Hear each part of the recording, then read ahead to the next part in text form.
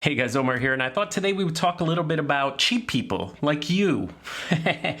You want a 50mm lens for your Nikon Z system. Right here I have the Nikon Z6 II. So if you research, Nikon makes an excellent 50mm 1.8 lens for their Z cameras. The 50mm 1.8S it's called. And it's pretty nice. It has a little switch for autofocus, manual focus. It has a very large manual focus ring.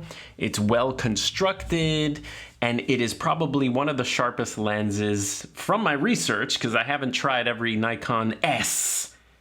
Why didn't they call them Zs? I don't understand. But anyway, it's one of the better lenses that Nikon makes for the Z system. Now this lens is a little plasticky, it's not as well built, the little manual focus ring is a lot smaller, also the gold writing on there rubs off a little bit sometimes. And here's the lens with the FTZ adapter, and if you look at them, they're actually, let me take the lens hood off this S guy. Now size-wise, they're pretty much around the same size. The G version with the FTZ adapter is about 100 grams lighter than the 50mm 1.8S.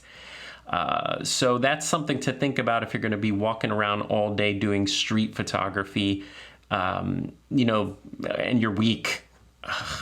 Now here's my quick buying advice if you're jumping into the Z system. If you're coming from Nikon DSLRs and you already have this little nifty 50 cheapo plastic guy, I would say you don't have to pick up the 50mm 1.8 right away. Just make sure to get an FTZ adapter to start your journey with the Z cameras, and I think you'll be happy. I'll get to specifics in a second.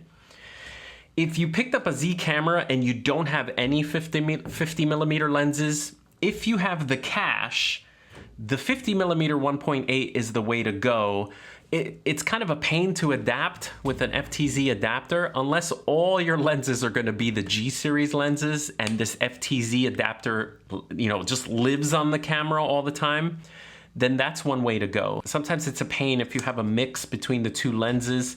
You know, if you have to adapt two of them, sometimes the adapter is on one lens. If you go from adapted lens to not adapted lens, and then you're gonna put on another lens to adapt, you have to go back to this lens, and you have to be like, I need the FTZ adapter, get out of here. Now, you could buy multiple FTZ adapters for all your G lenses, but that would be stupid. So if you don't have a 50mm, definitely pick up, this is reasonably priced for what it is. It is like one of the sharpest, but not clinically sharp lenses I've ever used. One of the reasons I picked up a Nikon Z camera to begin with stemmed from, remember the video we did, the lifeless video?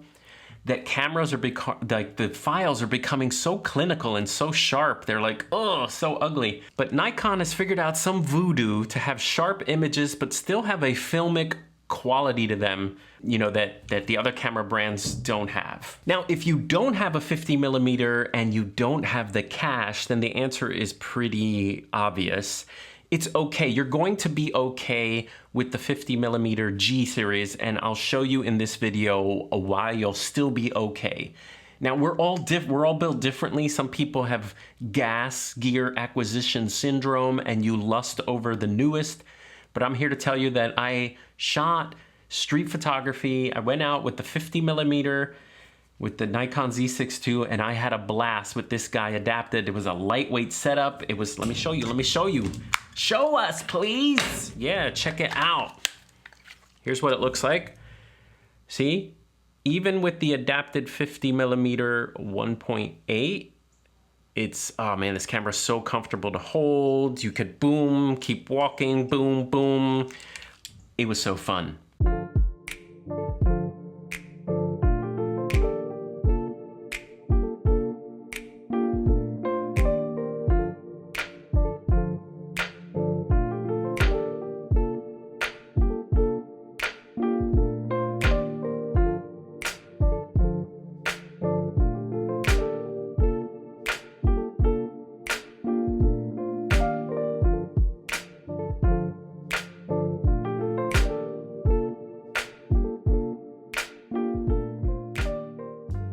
That was awesome, if I do say so myself. Okay, moving on. All right, first let's talk image quality between the two lenses. It's pretty much very similar. I'm not talking sharpness, I'm not talking bokeh quality. I just mean an overall, if people are just looking at photos one-to-one, no one's zooming in, they look amazing, they look great. The 50mm focal length in any camera system is one of my favorite as an all-arounder because of portraits. 35mm portraits are great if you have a really nice environment, but if your environment is boring, the 50mm will save you a little bit more than the 35. And then 85 is just sometimes a little too tight for all-around use. So I like a 50mm. I think everyone should have a 50mm focal length. But anyway, their looks are super similar. Colors are very similar, contrast is similar, so I think you're not gonna be missing out too much if you have the El Cheapo. Now, there are some dead giveaways if you have the Cheapo 50mm. One of them is purple fringing. On certain edges, you do get a little bit of purple fringing, but that's easily corrected in post. The 50mm S version doesn't have any purple fringing or any of those problems. Okay, so overall image quality is about the same. No one's gonna pretty much tell the difference, especially if you're posting to Instagram or if you're just printing, small images, no one's gonna tell. Now, if you start to dive very deep into the images, you will be able to tell. We're talking zooming in to 100% or 150, 200%. So you pixel peepers out there or people who really want a lot of detail, the 50mm 1.8S is gonna give you eyelashes that are, oh my gosh, super, super sharp compared to the 50mm. Now we should talk about that because although the sharpness of the S version is not lifeless like in some of the other camera systems, there is something to be said about people are starting to put like mist filters in front of a lot of their lenses to kind of get like a filmic cinematic look. So with this lens, the 50mm G, you don't need to put any filters on top. It already has that, if you already love this lens, if you owned a DSLR, it's gonna perform the same way. I just wanna make it a point that I think you'll be happy if you have this lens and you're adapting it. Don't think you're missing out 100%. Only if you zoom in and start looking at eyelashes and eyes are you gonna tell the difference. I mean, this S is like so good, so super sharp. And besides eyelashes, if you pull back from your subject, if you want your subject to pop just a little more off the background, that means their whole body will be sharper than the background, then this is the way to go, the 50mm S. If you're okay with filmic, sort of hipster looking photos, then this classic is the way to go. Like, I love shooting this, and I considered selling this lens, and I'm definitely not gonna sell it. I'm almost contemplating, no, I won't. Okay, bokeh quality, who cares? It's, the background's quality is blurry. I mean, if you're zooming into like, what the bokeh balls look like and all that stuff, then your picture must not be interesting. If you're looking at them very closely, the 50, which apparently I was because I'm giving you the results here, the 50mm S has a softer quality to its bokeh, and the 50mm 1.8 G, the plastic El Cheapo, still has beautiful bokeh. No one's gonna notice that stuff though. Stop it, people, just stop.